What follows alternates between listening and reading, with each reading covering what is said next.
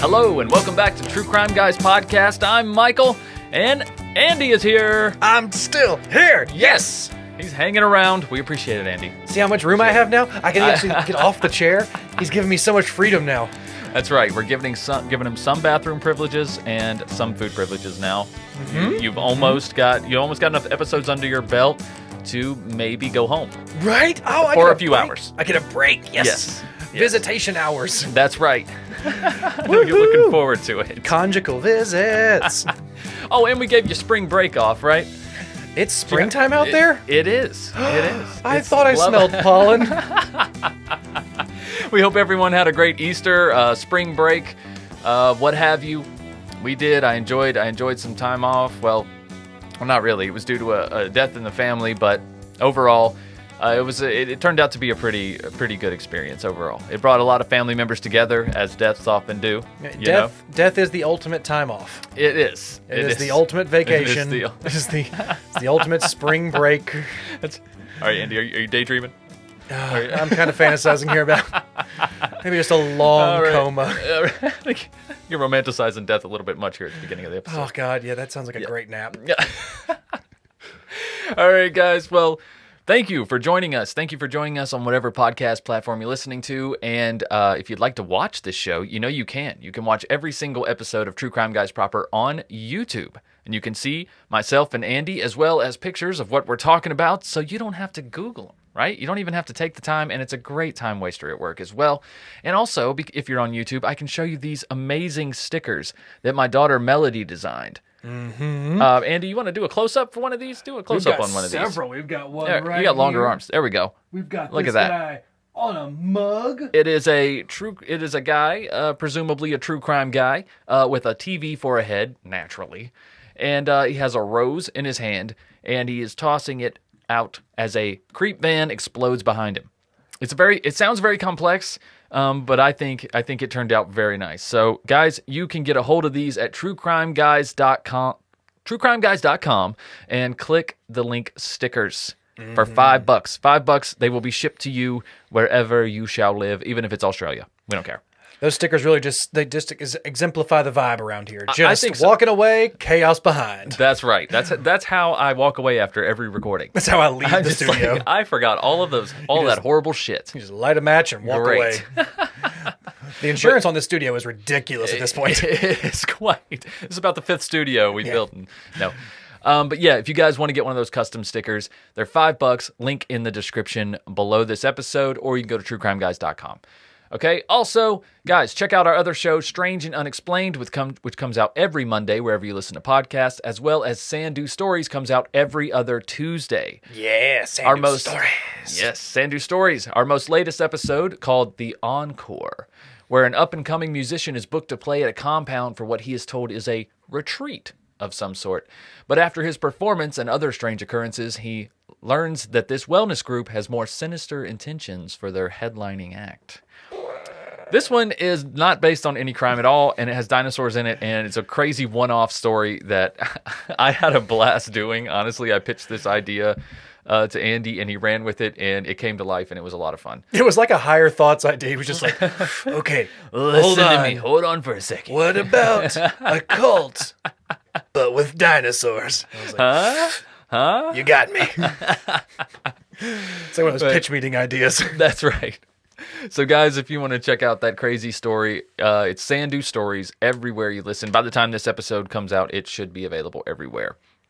And if you like what you hear with Sandu Stories, there is a lot more where that came from at patreon.com/truecrimeguys, as well as extra content from me and Andy, like strange shorts every single Monday. Speaking of Patreon, I'd like to thank Kendra for this amazing suggestion of Alferd Packer. Alferd Griner Packer. Pecker. And I'm not saying it wrong. It's some people say Alfred, right? Alfred was obviously his name, but he kind of embraced Alfred for whatever reason in his later years. I think he just thought it was funny, or maybe it was due to an accent. I don't know what it was, but you will find both of them all over the interwebs. And Alferd, more commonly, honestly. Well, that's the one that stands out more. They're like, you know what, let's just make this guy even more noticeable. Yeah, seriously. Like, we don't want you to get confused with anybody else named Alfred. Let's just go ahead and throw this guy into the Alferd category. Right, exactly. Limit the Google searches down a little bit. That's right. But either way, he's an American folk figure, and he's known as the Colorado Cannibal. And like I said, his name is often misspelled as Alferd. Some people say the error stems from his own illiteracy, or it could be when a dyslexic tattoo artist misspelled his name as Alferd, and it became sort of an inside joke for him, and he kind of just ran with it. We've all misspelled our own names before. Have we? I did it one time. You think it's Alferd's fault, or do you think it was the tattoo artist's fault? Because they're not stenciling back in the 1800s, man. They're just putting that shit on there. Oh, yeah, I'm just saying. Like that's a free hand job. That's guaranteed. Yeah, it's a free hand job. Good. Yeah. I like what you did. It's all about phrasing, Andy. I like what you did there. That's right. But yeah, it's guaranteed. It's like, what do you want the tattoo to say, Alferd? What do you think I said? What do you think I said? What do you think I said? You know what? Can you write it? No? Okay, okay. I'm just going to trust you. Right. Can you spell that the first time correctly? Right. He went a little too far south to get his tattoo. Alferd? Yeah, I got you. Turn around. You want me to write it down for you? I've already started, man. Right. All right, we joked around enough here at the beginning. We're going to get one starred. Let's get into this guy. Lord knows we ain't the first, am I right? We'll see you on the other side of the intro. He hails from Pennsylvania, just couldn't wait to get away, yeah. So he left the farm, went out looking for gold. Well, that's Alfred, or should I say Alferd. He's only good at looking out for number one, that cannibal son of a gun. He had his eyes on the gold in San Juan. He prayed, dear Lord, don't let it be gone. Said, I know the way, y'all follow me. Bold-faced lie and exaggeration. He ain't the kind to face starvation. If he's got a couple buddies, he's as good as gold. Well, that's Alfred, or should I say Alferd. He's only good at looking out for number one, that cannibal son of a gun. He had his eyes on the gold in San Juan. He prayed, dear Lord, don't let it be gone. Said, I know the way, y'all follow me. That's Alfred, or should I say Alferd. He's only good at looking out for number one, that cannibal son of a gun. All right. Let's talk about old Alfred or Alferd. Which do you prefer, Andy? I'll take Alferd. I like Alfred. Yeah, I won't take Alfred. My money's on Alferd. Yeah, I'm going to call him that. I like it. But he was born in Allegheny County in Pennsylvania on January 21st, 1842. And who really cares who shares a birthday with him, honestly? I don't really know why we started that. I don't really care. I mean, if you care, if enough people care, maybe I'll bring that back. But I'm willing to bet a lot of people don't care. But he was not an only child, although I'm not sure how many siblings he had. I guess they didn't eat people, so in turn, I guess they just weren't famous enough to be mentioned. Well, I guess all their names are probably properly spelled in the genealogy tree. Yeah, they were so goody two shoes. He didn't like them. But his parents were James Packer and Esther Greiner. And by the 1850s, young Alferd had moved to LaGrange County, Indiana, and began a career in carpentry, where he made cabinets. That's right. Yeah, he didn't really get along with his parents very well, apparently, at a young age even as like a teenager. Like he was gone before he was 20, like way before he was 20. Shocking back then. Right? Yeah, seriously. You're a man by 12, so get the hell out. You're a man as soon as you get that first mustache hair. Right. So anyways, by the 1850s, he's creating a decent living for himself, and he no longer needed his parents' support. And their relationship faltered, and that apparently caused Alferd to want to move even further away, taking up residence in Minnesota, where he became a cobbler, or a shoemaker, for those of you unfamiliar with the term. He didn't become a peach cobbler. He didn't become a pie maker, or he just become a pie? He made cobblers out of people. Oh! Meat pie! Cannibal jokes. But with the 1860s quickly approaching, so was the Civil War. And Alferd Packer, like every other man around his age at the time, would have to play his part. So on April 22nd, 1862, he enlisted in the Union Army while living in Winona, Minnesota. He was placed in the 16th U.S. Infantry Regiment. Here's a little interesting thing, though. He didn't spend a lot of time in the military because 8 months after he enlisted, he was diagnosed with epilepsy. It's really crazy they even were aware of epilepsy back then. Well, back then they were just like, this guy keeps shaking. Like, why is this guy's got demons about every other 2 days? This guy's got the shakes, and we keep tying him down, but he's just tearing through them some days. No, I mean, like, it's on record that he had epilepsy. Like, they knew what it was by then, apparently. That's amazing. Well, that's also, you can guarantee that's why, he was in the Union Army. It wasn't the Confederate Army. Cause, that's what oh, yeah. Yeah, if he was in the Confederate Army. That would be demons every 2 days. He's got the demons. He got to bleed these things out of him. Yeah. There's only one way to get rid of them. But if you don't know what epilepsy is, guys, it's a neurological disorder marked by sudden reoccurrent episodes of sensory disturbance.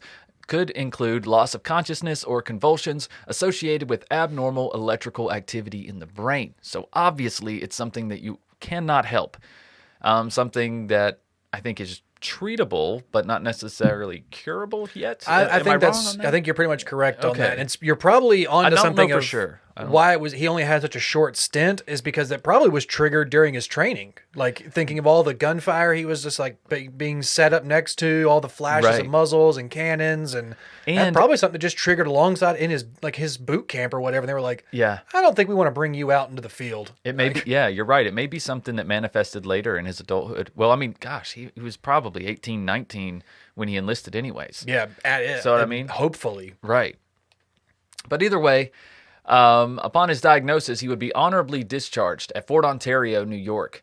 But he apparently wasn't pleased with this and still wanted to do his part in the war, or something. So he headed south, just a little. Not Confederate South.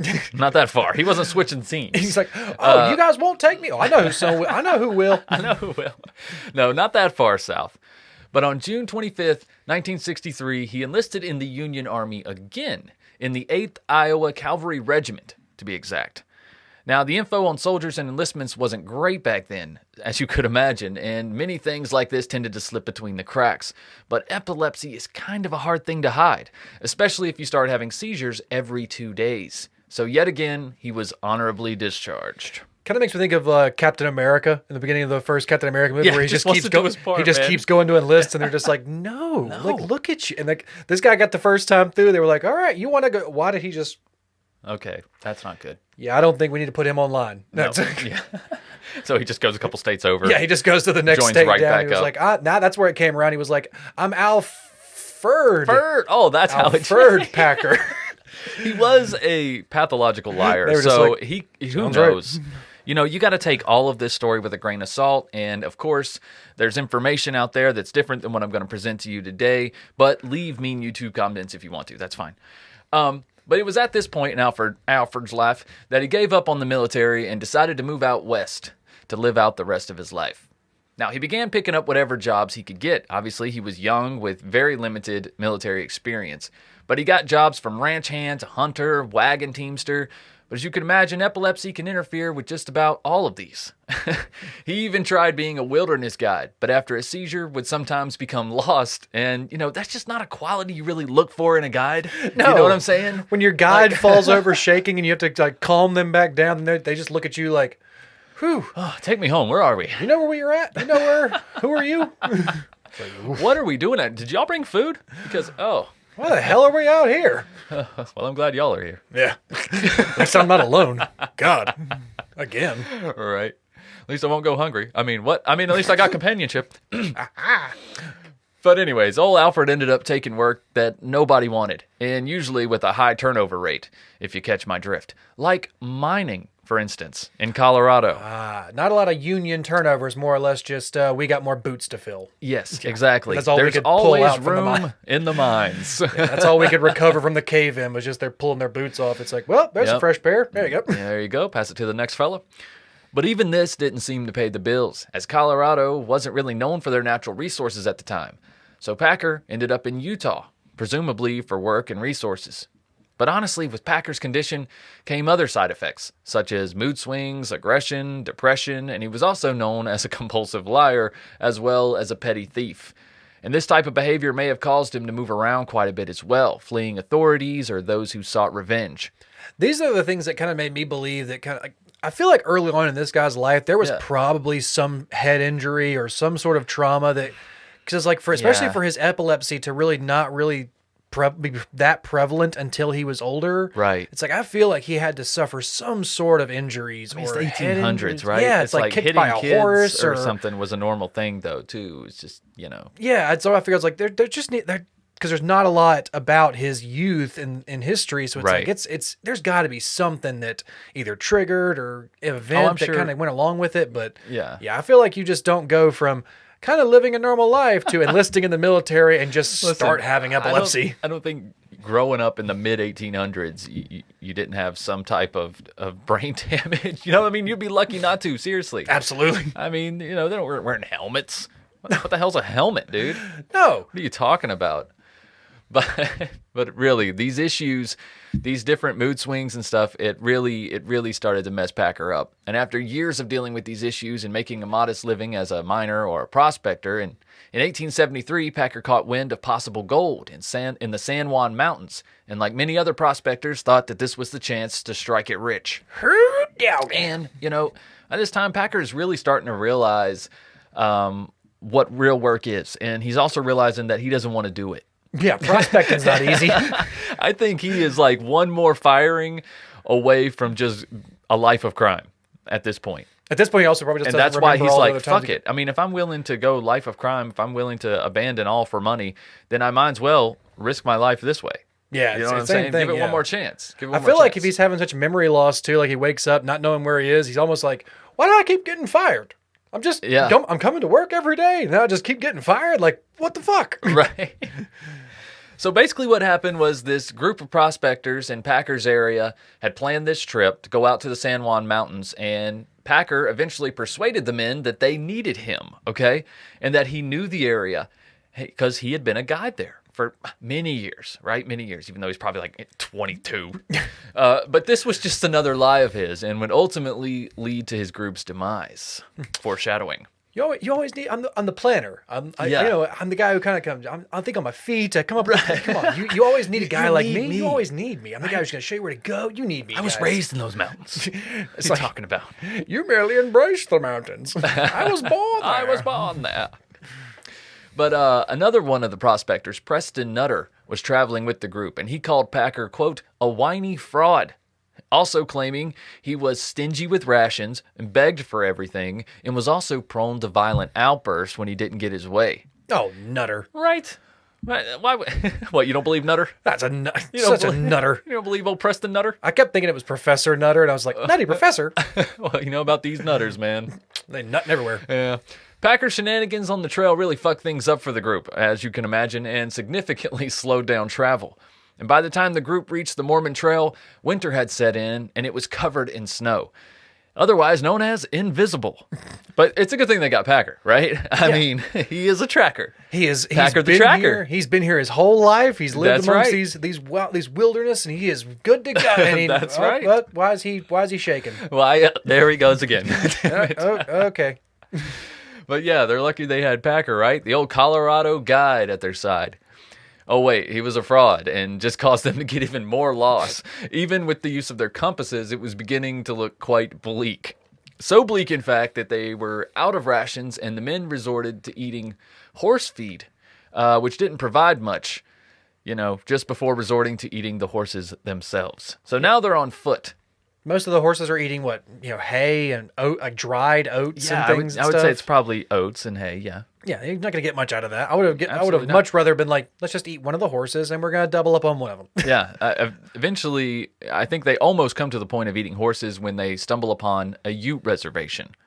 And the leader of this Ute reservation, Chief Ouray, known as a friend to the white man, gave them shelter and food and told them that they could stay until the spring, warning the prospectors of the harsh winter ahead of them.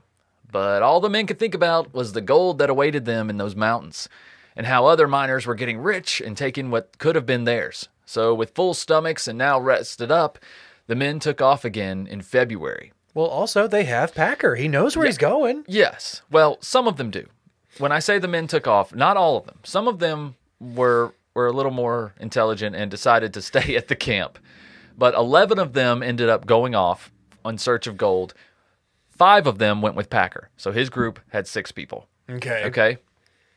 Like I said, half of the men decided to stay with the tribe and keep watch over the horses and wagons, while 11 of them left without the weight of all those supplies, food and such. Travel light. We travel light. It's only going to be 2 weeks. I mean, who needs food over 2 weeks? But fasting, guys. Yeah, exactly. Chief Uray tried to convince the men that it was a bad idea, but they just wouldn't be deterred. So he gave them food in the safest directions that he could, which were to follow the river. And the men set out. But old Packer knew better. He didn't need no stinking directions. He was a real man. A real stupid man. I've got my own map. He just pulls out a crayon drawn map. Right. But somehow he was still able to convince 5 of the 11 men to follow him because, quote, he knew the area very well. We've heard that before. You can sell a lot with confidence. You really can. You really can. The rest of the men had learned their lesson and decided to stick with the chief's directions, which we stated before, which were to follow the Gunnison River. This would ultimately ensure their survival. I'm not sure it was that they trusted the chief, but more so that they were just tired of Packer's bullshit. But the chief's suggestion obviously ended up being the best way because if you follow the river, you can fish. Yes, and the river's going to at least lead you to other things. You have water. Yes. Water only. It's flowing one way. It's either going to lead you to the coast. Yeah, but Packer thought, following the river, that's going to take too long, blah, blah, blah, this and that. It's like, it doesn't matter if you're dead. This is Packer like that. Had ulterior motives for this whole trip, in my opinion, and we'll get to that. This is like that Stephen King moment in the book, or like the movie or whatever, where it's like, I wouldn't go that way. And they're like, yeah. Our group went this way. And they're like, you still going to go that way? Okay. All right. With that guy? Okay. All right. Hey. It's that one guy. It's your funeral. Don't want to go up there, huh? Yeah, exactly. But with Packer or without Packer, the Gunnison River group weren't very successful either, nearly dying of starvation. I don't know how. I mean, they had fish, right? Maybe they just weren't good fishermen, didn't have the right equipment. But they were found by some cattle hands and given a place to camp and food to get back on their feet. This time, though, they decided the winter was just too much and that they would wait it out until April when the weather was better. Isn't that the group that decided to leave without supplies, though? Yeah, well, both of these groups did. Okay, well, yeah, either way, it's like, we'll get food along the way. Yeah. Did you bring a fishing rod? Ooh, wait, we got a... Oh, you brought a net, Shirley.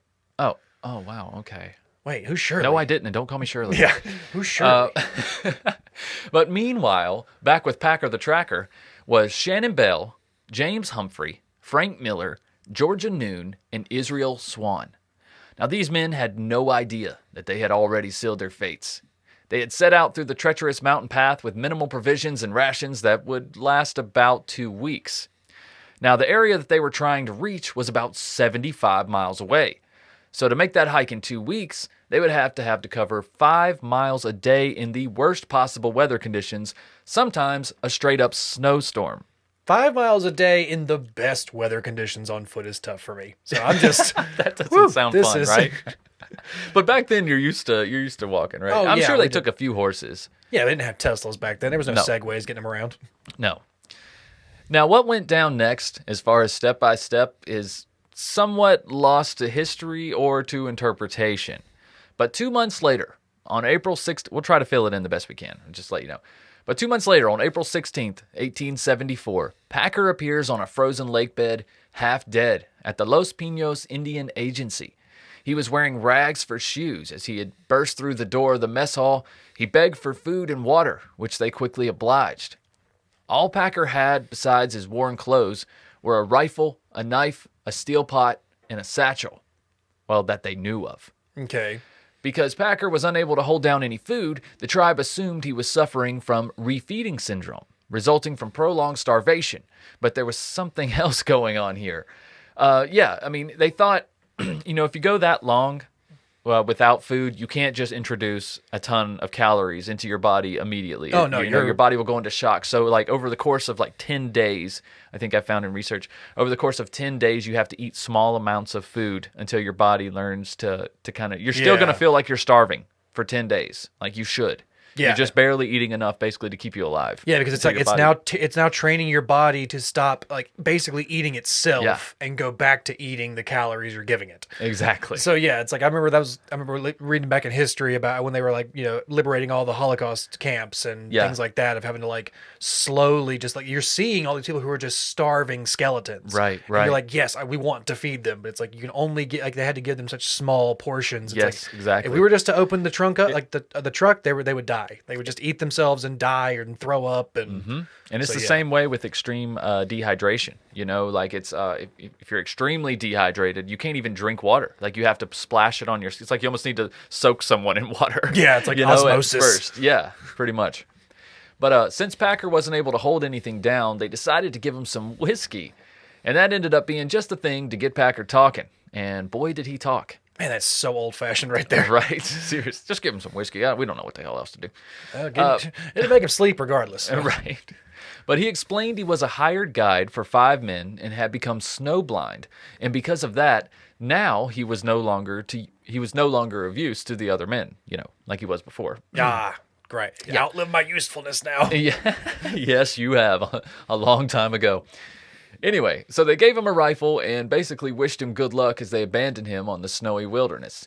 He survived on roots and rosebuds. This is still his story. This is what happened to him, okay? Rosebud.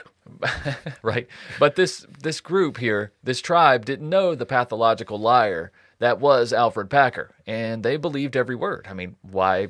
What reason do they have to doubt him, right? Yeah, a crazy man comes bursting through your doors dressed like he was living in the wilderness for a while. You're right. Starving, right? Yeah, it's not an unbelievable story for the time. Right. Although they were somewhat suspicious. We'd be lying if we said they weren't somewhat suspicious, because they noticed that he didn't look malnourished even in the slightest. He looked healthy, and his face really looked plump and had color. Not like someone who had been starving for 2 months in the mountains. It's like, how fat were you before they left you? Jesus Christ. God, you were the thickest guide we've ever seen out here in the Colorado wilderness. Right. But regardless, they couldn't prove anything. So they let him stay and recover at the camp for about 10 days, during which Packer sells his rifle to the Justice of Peace in exchange for $10, which is about $280 today. God, inflation's a bitch, huh? Right. With plans of heading back to Pennsylvania. That's where Packer's headed. Man, is he running from something, you think? I mean, looks like he's just trying to... He just wants to get back home. This? I don't need this. You want to take this? You want to take this? I just want money.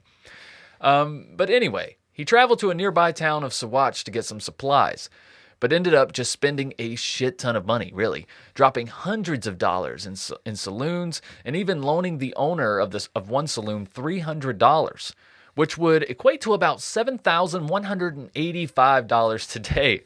So you can see how a newcomer in town throwing around this type of money raised some serious red flags. Yeah, exactly. And it's like, what was in that satchel? Exactly. Right? Where did you... Apparently, this satchel was full of fucking cash. What kind of roots did you find out there? Kind of rosebud you got in there. Kind of rosebud in my ass. It was great because the first time in the script when he wrote the timeline originally, it said salons. I was like, this man went to town and just got decked out, went to the salons, got his hair did. Really? All his pictures look really nice. His hair's all greased up. I was like, man, he did spend a lot of money in the salons. But Michael corrected it the first time. I was like, that was great. I'm glad you could make fun of a typo in my script that no one would know otherwise. Thank you so much for that. I was like, man, I was like, that really does cause some red flags when a guy just comes into town and just goes to the goes to the salon and immediately just gets his hair up. done. Like, that was your first stop? I thought you were starving in the wilderness. Immediately got your mustache curled. You immediately got your hair greased. But yeah, so people were very curious about this money and how he acquired it. And when explaining his story and how he came across this money, he'd tell very different versions, often getting his facts, mixed up. And things really started to get dicey for him when an original surviving member of the Prospectors group caught up with him in town and started asking questions about the rest of his group. That's always a great... Shit. Yeah. Unfortunately for Packer, he encountered several men from the original group in that town who were highly skeptical about the versions of his events, to put it lightly. So much so, they almost immediately got the law involved. So yeah, like basically that whole other group came through that town together. Of course. Like, it was the closest town. Yeah, they almost looking for their friends. Like, hey, they haven't shown up. It's been like 2 or 3 months now. Yeah. Like, where have they gone? And then they stumble upon Packer. Yeah. They're like, oh my God. Frickin' Packer. I just imagine that first guy he sees just across just at the mess hall being like, just looking up like, shit. Yep. It's like, is that you? Is that you, son of a bitch? Oh. I gotta go tell my boys. Exactly. So Indian agent Charles Adams got involved, and he arrested Packer and brought him back to Los Pinos for questioning. And finally, on May 8th, 1874, we got to hear Packard's quite conflicting confessions, which basically boil down to this. Israel Swan died first, and the others, not Packer, of course. Right. He doesn't eat people. The others who were obviously starving decided to eat Israel Swan. Then later, 3 others died from exposure and starvation, just later. And, since the cannibalistic Band-Aid had already been ripped off, Packer admitted to killing the last member, Shannon Bell, claiming self-defense, of course, and his body was no doubt used as nourishment as well. All right, well, if the other 2 had died, why didn't you just eat them? If they died of natural causes. So this is the first lie. Yeah, it's like, okay. There are some truths about this statement, I think, but we'll break it down as we go because we're going to go over some more testimonies from Mr. Packer here. So Agent Charles Adams, though, he had heard enough. This is already a pretty damning story already. It's like just saying this. If this ends up being the truth, you're still going to prison. Like, Jesus Christ. But Agent Charles Adams had heard enough. So he transported Packer back to Saguache and had him jailed outside of town. But in August of 1874, Packer, the sneaky bastard, escaped custody and went on the run. And what a run it was. It was a freaking 9-year run, dude. Woo! And here's what's funny. Catch me if you can. His escape is highly suspicious, okay? So much so that, like I said, he was kept outside of town. Yeah. The townspeople thought that there was no reason in keeping him. They thought that keeping prisoners like Packer, where you had no proof and he had explanations for everything and they were out in the wilderness, blah, blah, blah, this and that. They thought if you don't have any proof to hold him, we shouldn't be paying for it. Yeah, why is he now our burden? So there was a large group of people who kind of came to his rescue and freed him. Okay, almost like a jailbreak or like a petition type and deal. Somebody in particular, snuck him a key and gave him money and food so he could make an escape. Somebody helped Packer. He left that jail prepared for a run. So we can't be too impressed here. He didn't Shawshank this. No, he either bribed somebody or, like I said, maybe somebody felt that strongly about their tax dollars going to hold that they freed him. But I think more so a man who just spent thousands of dollars, right? Mm-hmm. So or hundreds of dollars, which equates to thousands nowadays. A man who's throwing around hundreds of dollars probably has plenty of money still left over, or at least knows where it is to bribe somebody, or has the wherewithal to lie about it at least. Yeah, to at least tell them, I got money outside, and if you get me out, I can get you the rest of that money. Yeah. He is a pathological liar, so. Yes, exactly. So he goes on a 9-year run. No joke. Like, I feel like they almost forget about him. And at this point in history, I'm surprised they didn't. I know, seriously.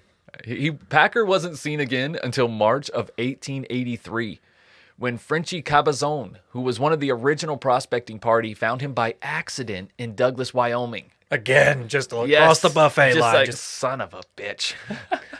Yep. Yeah, interesting tidbit. On the day Packer escaped from Saguache, the remains of the missing prospectors were found in a valley that overlooks what is now Lake City, Colorado.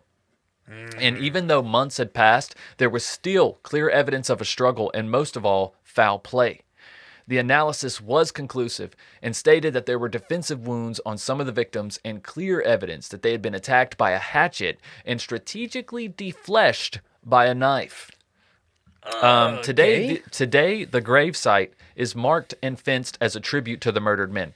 Okay, and yes, I said the gravesite because all 5 men were found in the same place. Explain that, Mr. Packer. Yeah, I thought that you guys had one person died, so you killed them and you ate their body and moved on, and you were lost in the will. Okay. Yeah. Okay. Exactly. We'll come back to that. Were you dragging them behind? Like, right? Seriously. I mean, I understand they were a food source, but you just stayed there with them like you did. I don't know.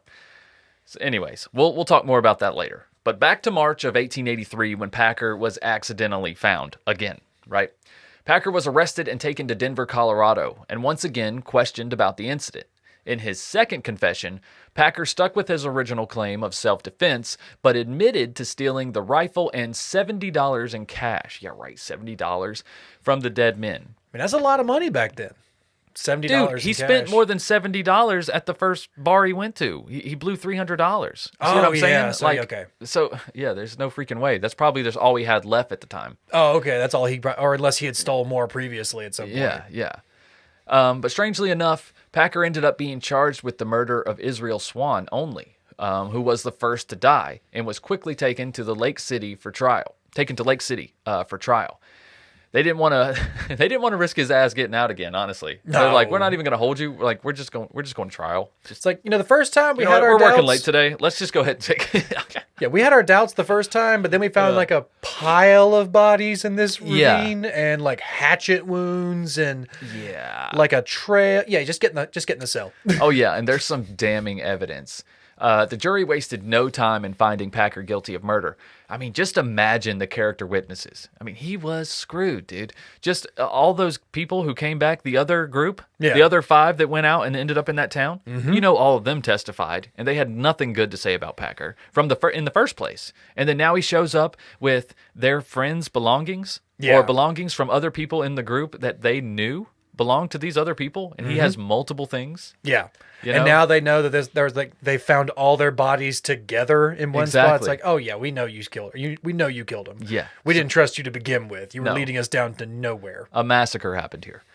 But Judge Melville B. Jerry, am I saying that right? Melville B. Jerry. That is that is a name right there, bro. Melville B. Jerry. Melville B. Jerry. Look who it is. That sounds like a phrase. I might start using that. But that was the judge's name.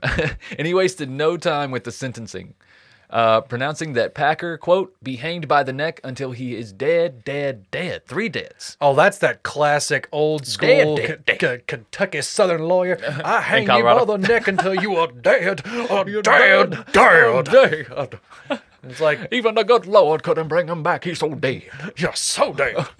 You know what? Kill him again. Bring him back and kill him again. And bring him back and kill him a third time. But unfortunately, like an armored cockroach, Packer wasn't going down that easy. He really was not. He was a tough little pest. And he appealed his conviction to the Colorado Supreme Court and actually got the verdict reversed. Oh, I thought you meant he just started just throwing elbows in the courtroom and just swinging. No, he went about it legally. Like an armored cockroach. And actually got away.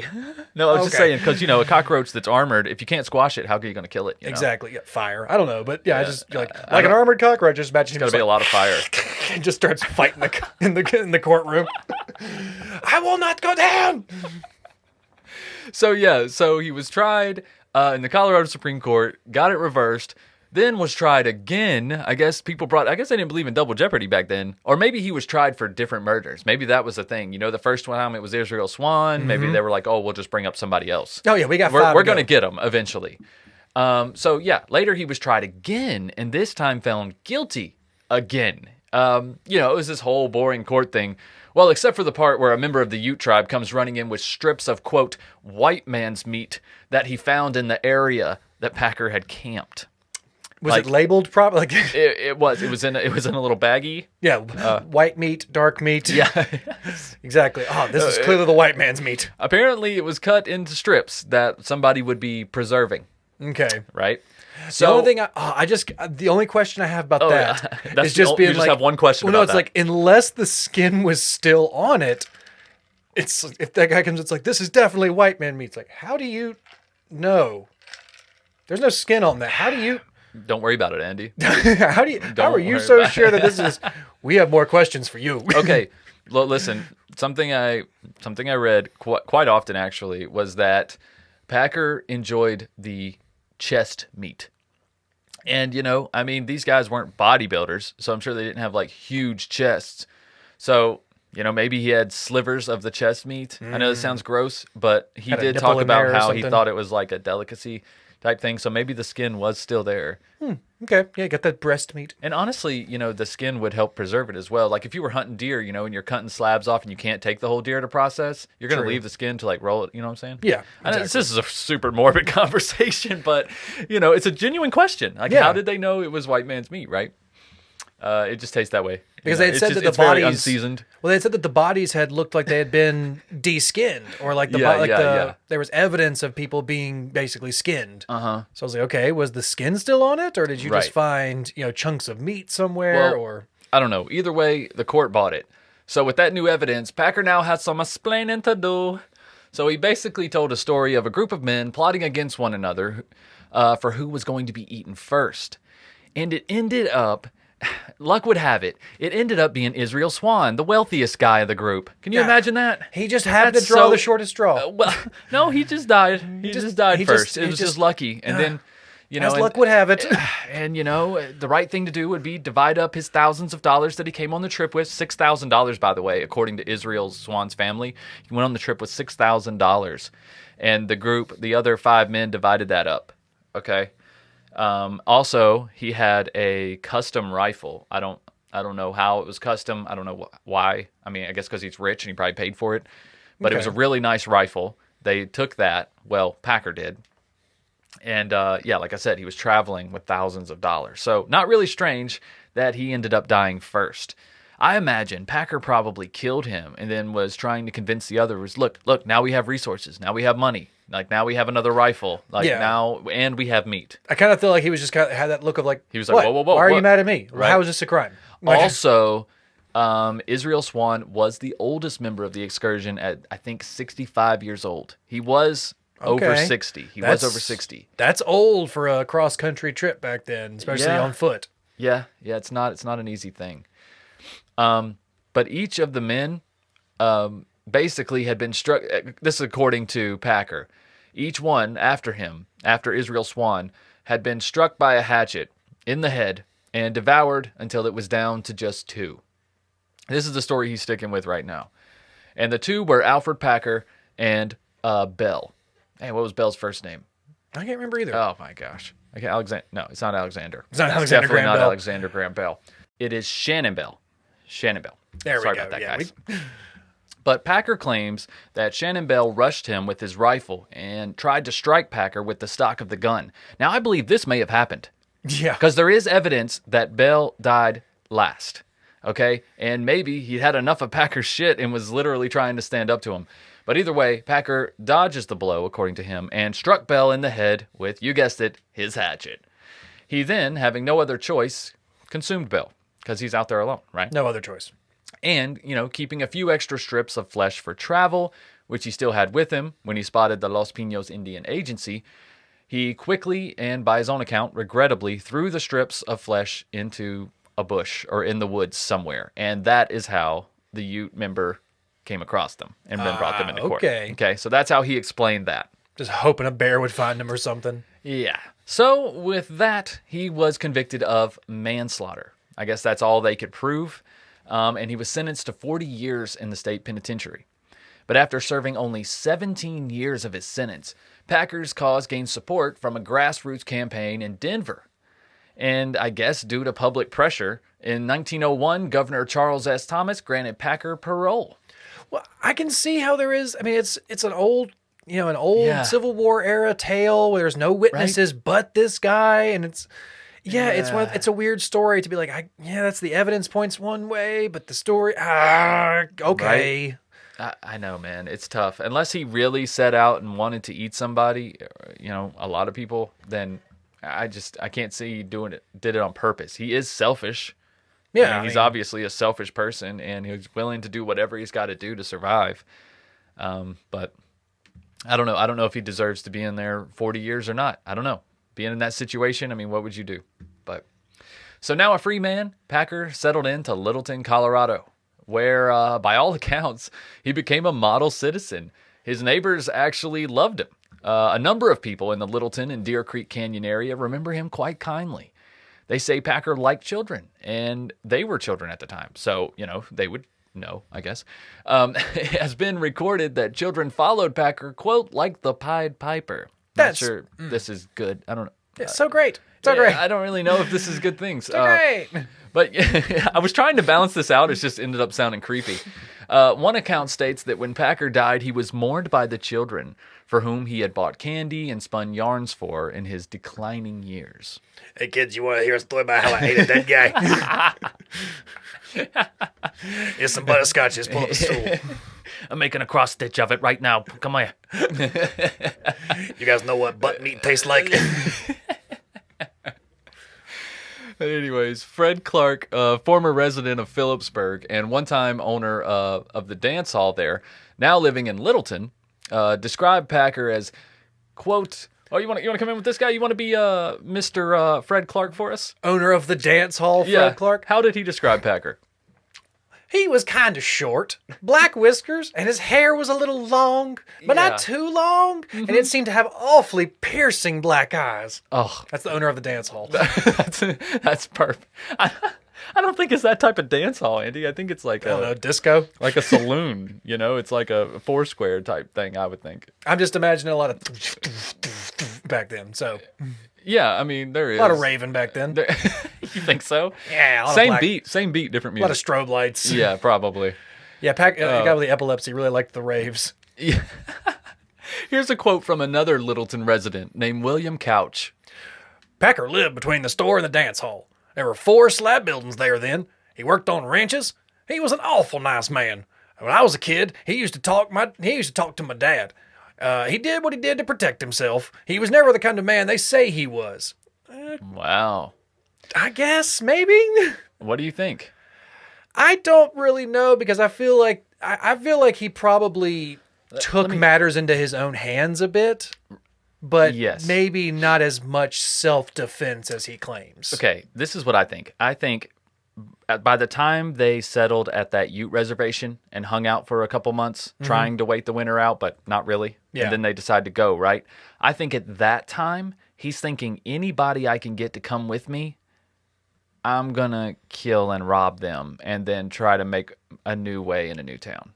Possibly. I do. I think from that point, that he knew that the gold was unrealistic. True. He's like, we're not going to get the gold. If we wait till spring, it's going to be gone. Yeah. And if we go now, we're going to die. So why don't we go now? I'll kill these guys that I go with, take their stuff, live off of their bodies, because there were rumors that he had done it before, that he had tasted flesh before. Okay. There were people in his life that stated that he had talked about consuming flesh to them before. So I don't know if it was during the war. Well, no, he didn't even get in the war, really. No, he didn't get to actually go through combat. Any time in the war. So who knows? Sheesh. See, who knows, man? My theory was a bit different. My theory was, okay, I don't think he originally planned on killing and eating and robbing them. Even when they're out there in the snow. I think after the reservation, once they get to the reservation and I think he probably has realized, I really don't know where I'm going. I don't know how to get back. I don't know if he ever realized that, Andy. Well, I feel like at this point when the group is splitting off, he's like, I've got to go with, like, I got to convince somebody to go with me, because if I get lost by myself, I'm dead. Right, so I have to convince somebody to go with me, because if I have a seizure, if I pass out, like, I won't just die out there alone.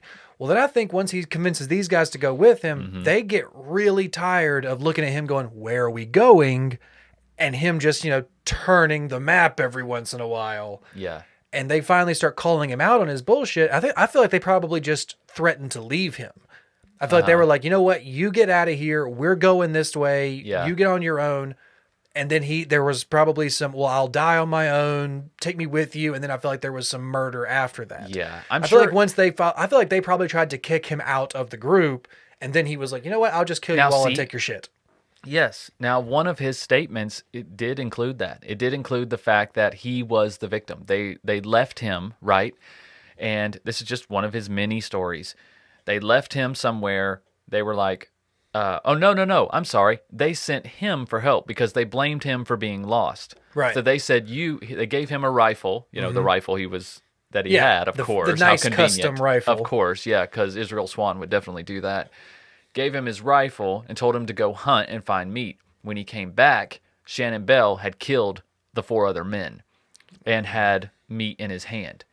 And when Packer approached him about it, he tried to attack him. The same thing that he said before with the butt of the gun. He dodges it, hatchet to the head. Now, a lot of the skulls did have hatchet wounds to the head. I've seen some of the pictures on there as well. They actually found the skulls with legit like hatchet blows. Absolutely. So. And the bones had scrape marks. And also, there was remains left that had more meat on them than ones that were killed after them. That's kind of damning as well. Yeah. It's like, okay, you still had plenty of meat on left. This guy, but you're killing people still. Yeah. So that leads more to the fact that they may have all been killed at one time. It's kind of crazy that Packer would have been able to take on 4 of them, though.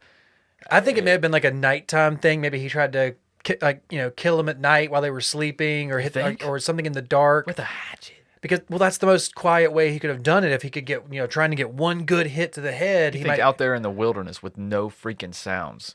Maybe in a snowstorm. Exactly. That's what I'm thinking. He may have tried to hide it and try to be sneaky about it. And I feel like the last person, Bell, probably was the only one who was left alive and had seen him already kill someone and then tried to fight him. And then he got hatcheted as well. Right. But yeah, I feel like I don't feel like there was as much self-defense as he likes to claim. I don't feel like they kicked him out because of, you were snowblind. You're no more use to us. I think it was more like, you got us out here and you got us lost. Yep. We're fucking leaving you. Oh, yeah. The snowblind thing was such bullshit. Absolute bullshit. Like I said, we really don't know, but we do know that a struggle went down all in one place. Mm-hmm. And that, that rules out a lot of his bullshit right there. The fact that, guys were killed as they needed food, as they traveled. It's like, okay, so you killed a guy.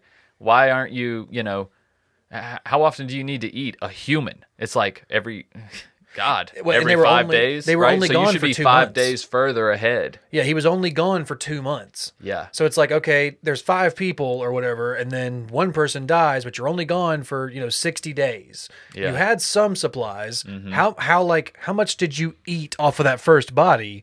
Yeah. Before you're like, well, out already. I guess we need. Who needs seconds? Like, were you just buffeting the first person? Seconds? Yeah, like were you just you can eating the first body? I don't know, man. That's why it's one that's passed down through folklore and legend, man, because it's just a crazy story. It really is. We'll have to watch the musical and see how much they got right. Oh my God, they got nothing right in that fucking musical. We were watching the trailer to a musical made from Trey Parker, and Matt Stone of South Park. Mm-hmm. Apparently made a spoof movie about wouldn't you say it's called the Cannibal, farce, Cannibal the musical. It's called The Cannibal the Musical. Alferd Packer.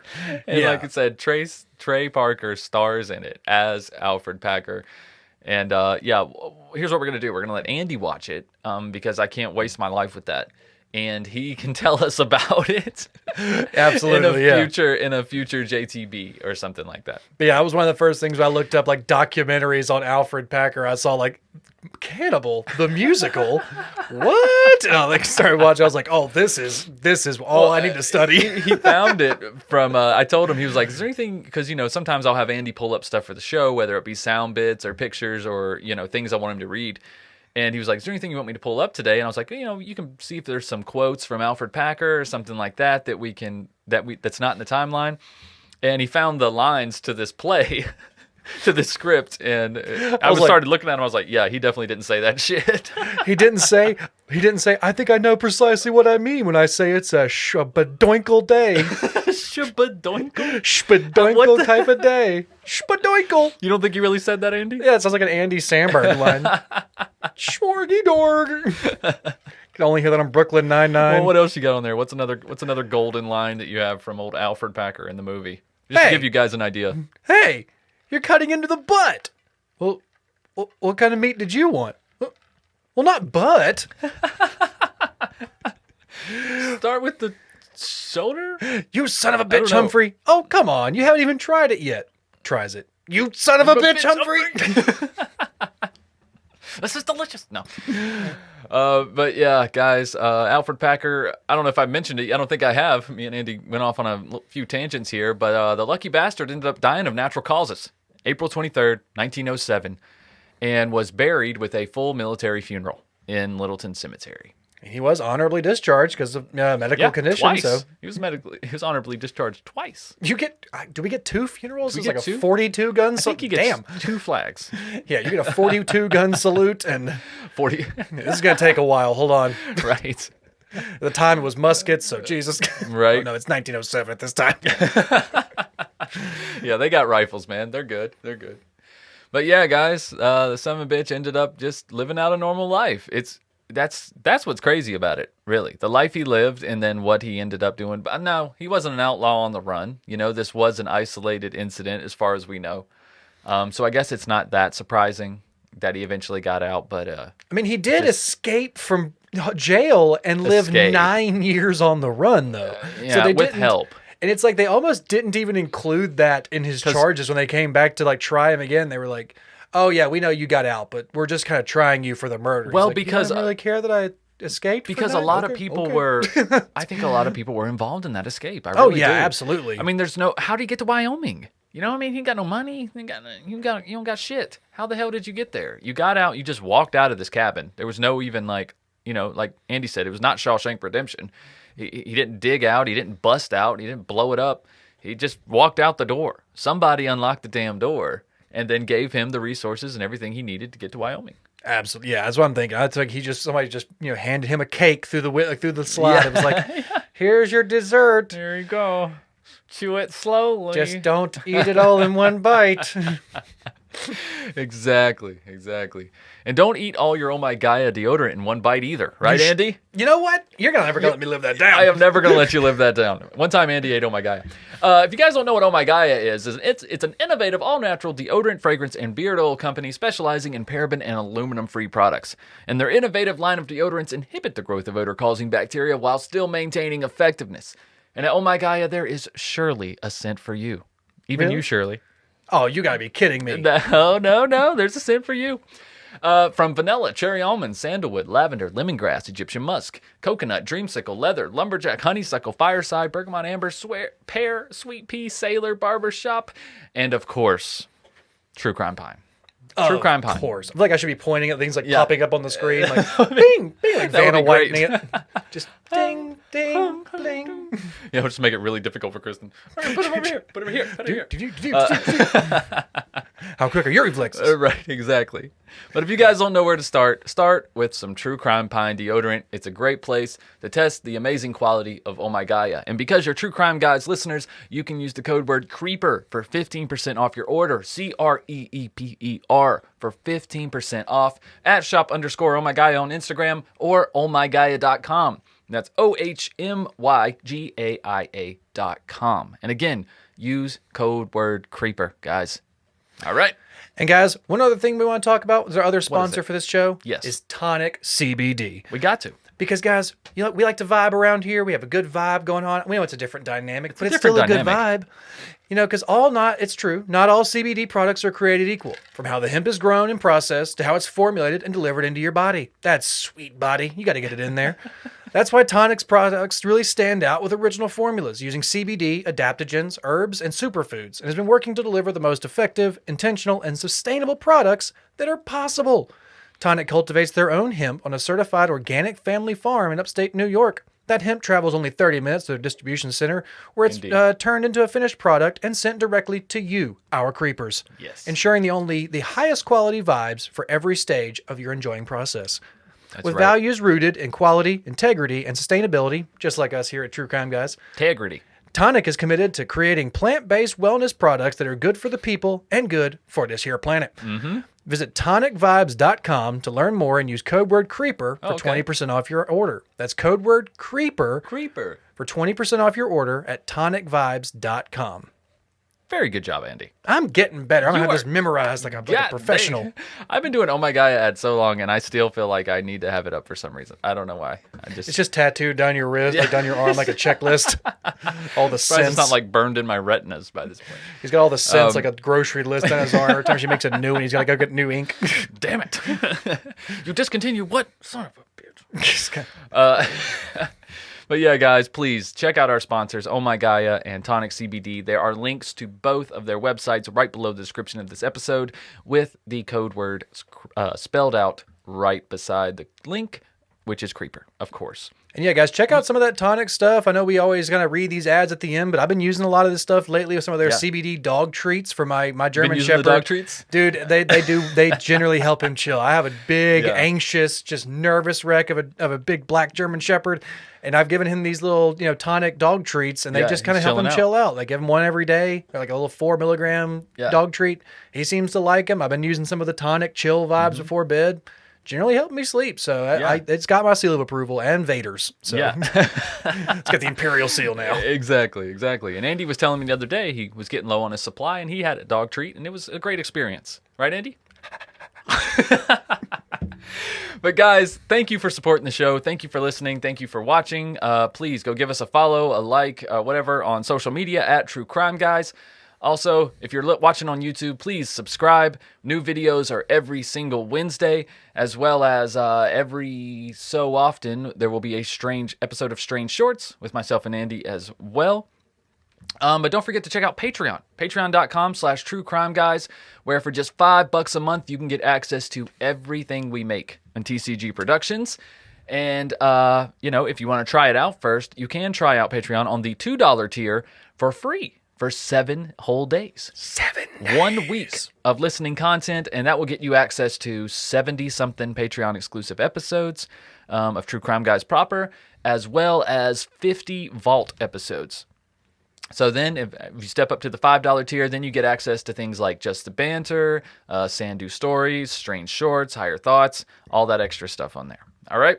So guys, thank you for listening, and we'll see you next week for one more case, and then it's Patreon, I believe. I think you're right, Michael. Is that right? I believe you are right. And it's good to have like one of these. Actually, I think next week is Patreon. We got one of these old cases, kind of like a palate cleanser in here. I like these. I like when we get to have a little bit of old mystery and guessing games and stuff. Yeah, it's just kind of a break from the bloody slaughter stuff. Yeah, we'll get back to that bloody slaughter stuff pretty soon. But next week, we will be on Patreon. I'm confirming that right now. Next week, we will be on Patreon. We are covering the kidnapping of Adolf Coors, the Coors beer. Yeah, the heir to the Coors. Yes. Miller Coors. I have not started studying it yet, so it is way off. But anyways, guys, we'll see you there on Patreon. If not, we'll see you here on the free platform for Strange Shorts as well on YouTube. Anything else, Andy? I think we're all good, Michael. All right, guys, there's nothing less to do but keep on creeping. Bye. If you've enjoyed this episode, please feel free to check out all the other shows on our TCG network, as well as subscribing to our YouTube channel. Starting every Monday with new episodes of Strange and Unexplained, followed every other Tuesday by our audio drama podcast, Sandu Stories. Then, of course, new episodes of True Crime Guys every Wednesday. And if that's not enough, head on over to our Patreon, where you can have access to hundreds of hours of exclusive content, including older episodes, Strange Shorts, the latest edition of Sandu Stories, and, of course, Higher Thoughts. But until next time, guys, keep creeping. You hush your mouth, boy.